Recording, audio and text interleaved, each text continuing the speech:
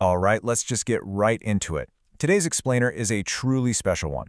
We're diving straight into a story from our source material, The Cricket Bat and the Unyielding Spirit, that really hits at the core of what resilience actually means. We're going to break down the pure anatomy of perseverance. What it literally looks like when someone just refuses to let their circumstances dictate their future. So, let's get started. But before we meet our main guy, I want you to just think about something for a second. Have you ever worked incredibly hard for something, poured your absolute heart and soul into a goal, a project, a dream, and still completely failed? Yeah, it's a totally crushing, universally human experience, right? And it's exactly that gut-wrenching feeling of utter defeat that serves as the starting line for the story we're unpacking today. Section 1. The Boy with a Dream. So, our story centers on a boy named Ali from a small town. Now, according to the source, Ali wasn't the fastest runner, he wasn't the strongest athlete, and honestly, he wasn't really considered the smartest kid in class either. Pretty much everyone assumed he'd never achieve anything out of the ordinary, but Ali had something way more powerful than just natural talent. He had one monumental dream. He wanted to be a great cricketer. But man, this just brilliantly illustrates how far away that dream was from his reality. He didn't have pristine training facilities or fancy gear. Every single morning before school, he practiced with an old cracked bat and a totally worn-out ball. His pitch, literally just a patch of ground covered in stones. But here's the kicker. Despite those incredibly meager resources, he woke up early and practiced every single day. The broken equipment just didn't break his routine. Of course, when you're out there doing something different, people notice, and, well, they aren't always kind. One day, some older boys saw him playing on that rocky ground and just started laughing at him. They asked why he was even bothering and flat out told him, "You'll never become a professional player." Ouch, right? But what's really fascinating here is Ali's reaction. The source points out that, yeah, their words hurt, absolutely. But Ali, he just smiled and kept right on batting. He simply refused to quit. Which brings us to Section 2, the first great failure. After months of grinding on that rough terrain, a massive opportunity finally popped up, a local cricket trial. This was his moment. The text tells us Ali was nervous, but he gave it absolutely everything. He poured all those early, exhausting mornings into his performance. But the outcome was devastating. When they announced the results, his name just wasn't on the list. He failed. I mean, imagine the crushing weight of that. You do everything right, you put in the grueling work, and the universe still says no. That night, Ali sat completely alone, just staring at the dirt. It was the absolute lowest point of his young life, and for a fleeting second, he genuinely thought about throwing in the towel. But then, it clicked. He had to remind himself why he even started in the first place. He didn't pick up a bat because he thought it'd be easy. He definitely didn't start because those older boys believed in him. He started purely because he loved the game of cricket. That deep, intrinsic motivation is exactly what pulled him out of the dark. It's what dragged him back out to that stony field the very next morning while everyone else was still fast asleep. Practice, practice, practice. And listen, we're not talking about some quick movie montage where he's suddenly a pro overnight. His dedication scaled up intensely. Weeks of those early wake-ups turned into months. Months of hitting that same ragged ball turned into years. Just relentless, isolated, grueling repetition. But slowly and surely, it actually started paying off. The mechanics clicked, his batting became noticeably stronger. He had to adapt to all those wild, unpredictable bounces on the stones, which made his footwork so much quicker. And above all, his confidence grew. Physically, mentally, those years of silent struggle were forging him into a truly formidable player. He was finally ready for another shot. And sure enough, the opportunity came. The second trial.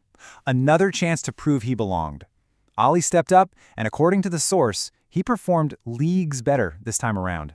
The growth was undeniable. But in a totally heartbreaking twist of fate, he wasn't selected. Again, rejected for a second time.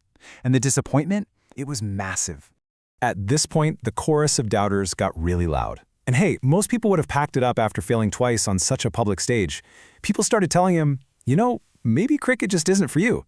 They told him to be realistic and to stop wasting your time. Basically, they were actively begging him to pick a different dream.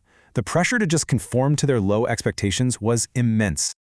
Section 3. A crucial mindset shift.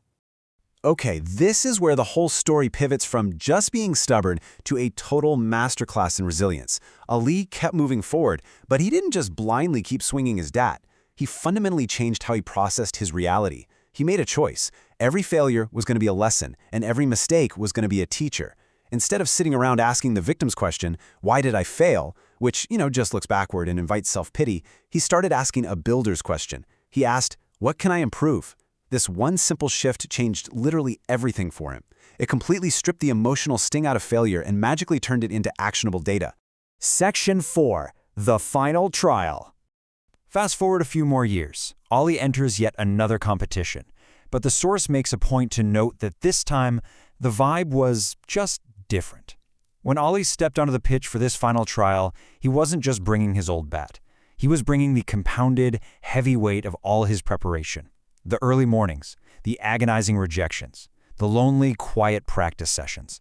None of that weakened him. It weaponized him. Because he had already endured the absolute worst, stepping onto that field, he wasn't scared anymore. Actually, scratch that. He was completely fearless. And he delivered the absolute best performance of his life. Shot after shot, run after run. He left zero doubt out there on the grass. And when the final results were posted, his name was on the list. For a few seconds, he literally couldn't even believe it. The kid they all laughed at, the guy who failed over and over and over, had actually done it. Section 5. The Real Victory. Now, if you think this whole story is just about a kid getting his name on a piece of paper, you're kind of missing the deeper point of the source material. We have to look way past the trophy itself to grasp what really happened here. On one side, sure, you have the superficial symbols of success, the selection, the clapping, the shiny hardware. But the source explicitly tells us that the most important lesson wasn't any of those things.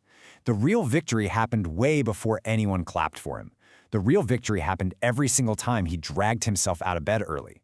It happened every time he chose to ask, what can I improve, instead of just throwing a pity party. Refusing to quit, that was the actual triumph. The absolute crucial takeaway we're pulling from the text is this. Success doesn't just automatically belong to the most talented person in the room. It doesn't belong to the guy with the most expensive equipment or the biggest group of supportive friends. More often than not, success simply belongs to the person who refuses to give up. It belongs to the relentless. Which, honestly, brings me right back to you. Are you chasing a big dream right now? Maybe you're even failing at it as we speak. Maybe your friends and family are doubting you, telling you to just be realistic. Or maybe your progress just feels incredibly painfully slow, kind of like Ollie out there on that stony pitch. If that sounds like you, I really want you to remember Ollie, the boy who just kept swinging when nobody else believed in him. He was the boy who literally turned failure into fuel. He never gave up, and because of that, his story is right here, right now, inspiring us today. Thank you so much for joining me for this explainer. As you log off, I want to leave you with one thought. What failure are you going to turn into fuel tomorrow?